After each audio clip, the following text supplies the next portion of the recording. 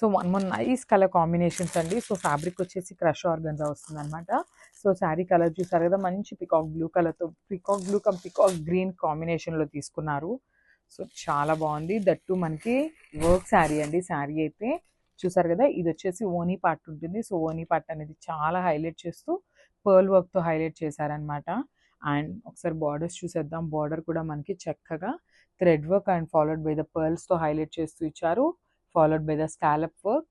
చూసారు కదా, ఇది వచ్చేసి మనకి ఓనీ పార్ట్ వస్తుంది. ఓనీ పార్ట్ వచ్చేసి మనకి కంప్లీట్గా కూడా బుట్టీస్ తీసుకుంటారు.